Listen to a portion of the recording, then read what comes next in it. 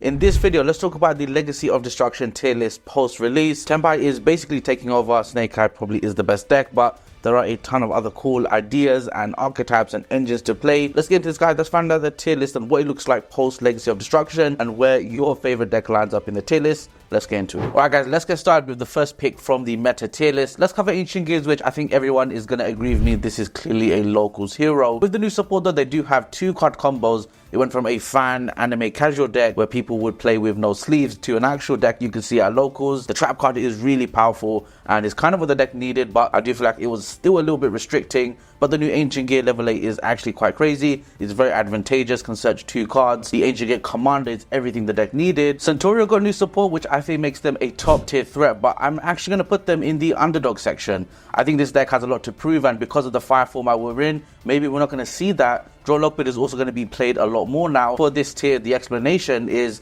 a deck that might get one placement in top 32, top 64, but ultimately it's something you know you can pick up and do well in. You are going to need a lot more skill and a lot more time into the archetype. It, again, is a very rare archetype. I do think with why it was announced, people are going to pick it up. Definitely a top tier threat though, one of the lowest if I was to put it there. And if you do like calamity locking people, this deck does it even easier post Legacy of Destruction with the new cards. Chimera is a strange one for me to evaluate. I honestly thought this would be a top tier threat with the new illusion monsters, but the deck seems to be the same. There's no real new boss monster. Diabels doesn't really count. It's more of a spicy tech card like an anti-spell replacement. It's probably on the lower tier of underdog just because I don't really expect it to do much. It's a very underwhelming deck, even though it's very strong turn one. I mean, Branded Chimera is a classic deck. You saw a lot when it was released. And I do think the players who like that deck will probably move on to Ashen. That's my hot take. Or they're just going to move on to Branded, which just seems to be the next best fusion deck in the game. If you like the Chimera DM monsters, you're going to love this one. The illusion monsters in this pack have some really cool retrains, and that's even tempting me myself to pick it up. I do love those vanilla monsters. And the next one is Lightsworn. Now, I had a lot of trouble deciding where I'm going to put Lightsworn, and I feel like this might be controversial, but I do think Lightsworn by itself is not that great. You could pair it with Runic, but you could also pair Runic with anything else in the game, and it's going to make it better. And this is probably one of the hard ones for me to evaluate, but I'm going to go off and give a hot take, guys. I actually think this is the highest of locals hero.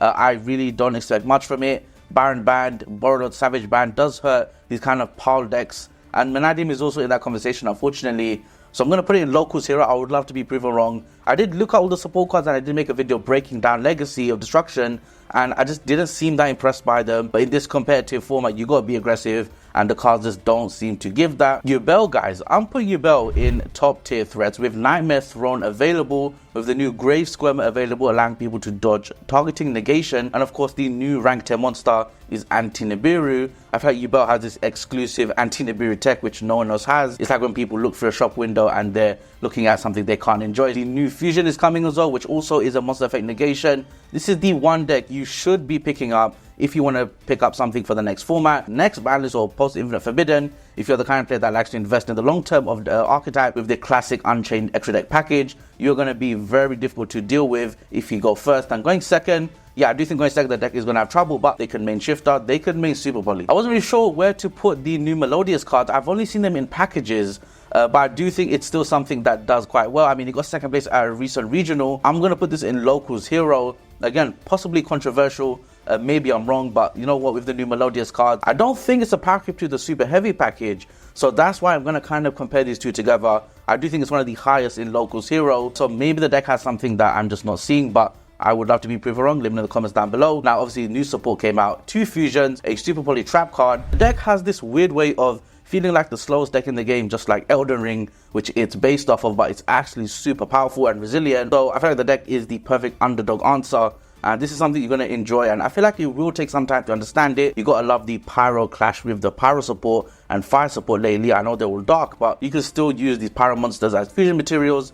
Your opponent's monsters become Pyros. It's a similar trend to Yubel, where you can fuse the opponent's monsters. If you're just a casual fan, you're going to love picking this up. The next one on the list is Voiceless Voice. Now, obviously, they got one new support card, a new ritual monster, but they just seem to be that solid deck that you can actually win a YCS with. This is literally the next best thing, in my opinion. I feel like Branded has run its course, and it's not going to get new support. These guys may get new support. So I'm going to put these guys in the top tier threats. I actually had them in meta villains at one point when I was doing a pre-tier list, but there we go. I've actually updated now. I do think it still has weaknesses. Bestials really hurt the deck, and yes, the spell card is nice to recursion your Sephiras, but it goes to the hand, it doesn't go to the grave, so you need to find a way to dump Sephira again. Skull Guardian is absolutely insane, and they can have a good matchup into Tenpai. Do I really think the Yu-Gi deck is amazing? Not really, but I do think it's one of the best logo hero decks we'll ever see on a tier list, just because of how powerful the new support is. It's efficient, everything searches everything. They have a negate option, another negate option, a powerful, I want to say power creep to Judgment Dragon. One of the best card designs for a boss monster I've ever seen. I do think the deck does miss something where going second it might struggle, but you can combine this with Runic, which just happens to buff the Gandora monster.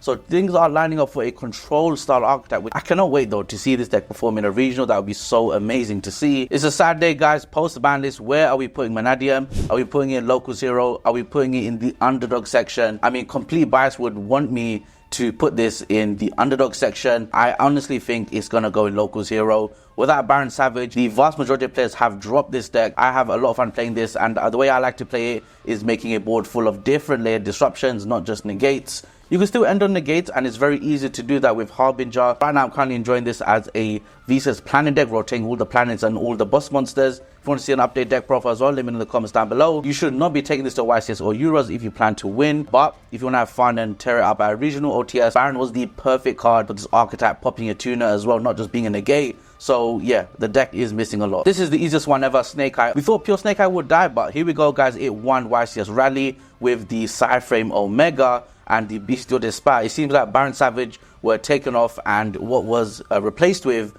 was an even more toxic strategy, you could say, of a 2-card hand rip. And I love that, honestly. I love the craziness of Yu-Gi-Oh! Sometimes. There we go, guys. Classic Snake Eye deck. You love to see it. With the new support, I don't think much is happening, but I do like that it's resilient still with the new Snake Eyes, the Abel Star. So I just did a deck profile on Memento, and I really believe in this deck. I want to put it in a high underdog spot. This deck is actually insane. I've been playing it so much. I won first place at locals with it, and honestly, it outperformed. The 1-card combo is so consistent. You can leave the rest of your hand as a assortment of hand traps, and that's literally what happened. You could say I was quite lucky, but also that's just how the deck works. It doesn't have much draw power, but it does have these new cards that let them play through disruption. I do break down how to play this deck in my video here, which I highly recommend you go check out. You'd be surprised how strong this deck is, and definitely something to think about. I think I'm going to put Thunder Dragon in the underdog section. This is basically Chaos, Bestial, Thunder Dragon, and the Dark Light, good stuff. So that's fine. You've got Horus in there as well. Very solid deck, and obviously Colossus coming back is a big deal. I've played against it and I've lived to tell the tale. It is actually insane. A one-sided roll is never fun,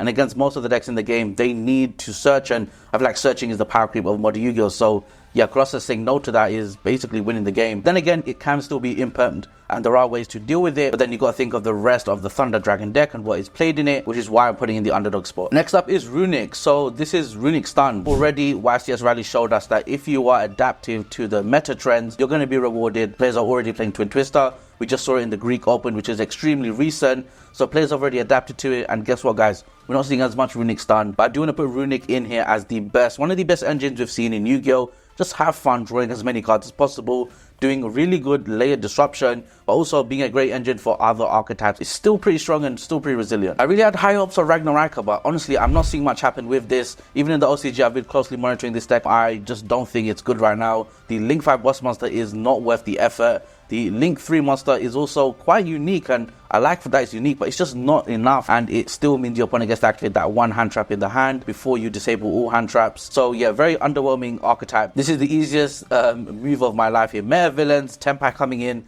tearing up the format. So is Fire King, which we already knew post-ban is the best deck in the game, but guess what, guys? Tenpai is here, and Trident Dragon is the only card you really need money in the bank for. So for that reason, I think this deck is going to take over, and already has. It just won the Greek Open. This deck can run like 20 non-engine. I've done a few profiles of this as well on my channel. Snake Eyes Tenpai and Pure Tenpai. So you want a variation there you go. You can find out how to play this deck going first, going second, what you can do going first. And you know what, guys, don't assume that this deck doesn't do anything going first. It's actually quite nice, and at the end of the day, guys, if you can run 15 to 20 hand traps, you're not going to go down without a fight. Flu is a weird one, but I'm putting this in the top tier meta threats. M-Pen can beat the Tenpai strategy, M-Pen can beat the Snake Eye strategy. We've also got Purely as well, and the Delicious card, Delicious going back to 2 now, is amazing, and it means things like Plump are going to be more consistent. Plump is insane, and I do think Purely is a definitely a strong pick as well. Just very rare to see now. Similar to Vanquish Soul, let's put Labyrinth in top tier meta threats as well. This got second place at YCS Rally. Didn't manage to win first place, but we all know how powerful this deck is. The Black Gold Laughs card is actually a tech card for Tenpai, if you didn't know. So I feel like this card is going to be really strong. They play D barrier, so decks like Tenpai are going to be shut down. Branded is going to be shut down. Voice is going to be shut down. If you've seen the Greek Open live stream as well, that was very recent. Things like Dreamer Cannon completely ripped apart boards, and I feel like a Dreamer Cannon itself is just enough to put this in the top tier spot. We've got more cards off the ban list. Harper is from 1 to 3. You'll love to see it. And this also unlocks the Orcus deck at basically full power with the Bestials with Horus. It kind of plays into the same strategy as the Thunder Dragons. I want to see this deck do well in the YCS, so that'd be quite nice. Kashtira is an amazing deck right now. I do think this is a top tier threat. We've got Unicorn at 3 still, and this deck just does what it does so simply. Fenrir is still a great threat. You've got Shifter in the main deck. You've got like 10 to 15 hand traps as well. And Kashtira Unicorn is just really strong right now, meaning if you banish their princess face down, yes, it's going to be tough for them. A lot of other decks also do this as well, so I feel like you're going to get away with quite a decent bit with Kashtira Unicorn. Players are even teching in Kashtira packages with Unicorn Birth. I'm only putting this here because it's a deck that the channel is known for. This is Ignista, which basically with the Ostinato engine in Melodius, I actually think is still really good. Definitely a Locus Hero kind of deck, and I do put Pendulum Magicians in a similar style here. Both decks are very powerful. This deck, however,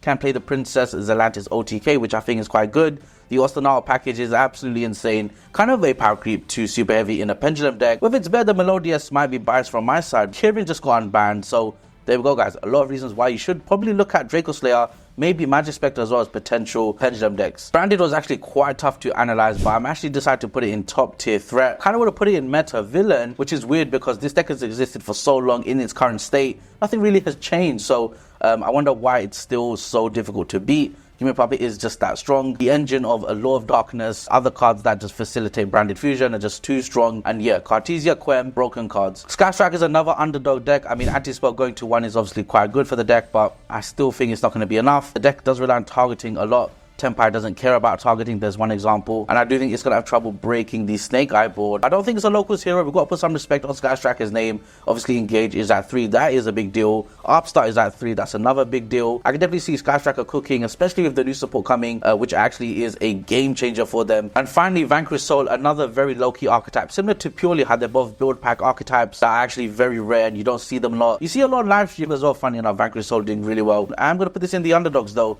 just because of how rare you're going to see it. You're not going to expect it. And we've seen the deck in YCS Rally again, played by Steven, which played Rescue Ace, so we got to see how efficient the deck is, tearing apart Snake Eye boards. You shifted them and you simply OTK under 5 summons. You'll love to see it. And yeah, definitely belongs in the highest peak of the underdog section, edging its way into the top tier threat. And that has been my tier list, guys. Let me know what you thought about the video in the comments down below. Which decks did I leave out? Do you agree? Do you disagree? Do you really think Snake Eye, Viking, and the Tenpai deck are the meta villains? Should I have put Branded there? Let me know in the comments down below. Do you agree with my Locals hero and my underdog spot? I'd love to know.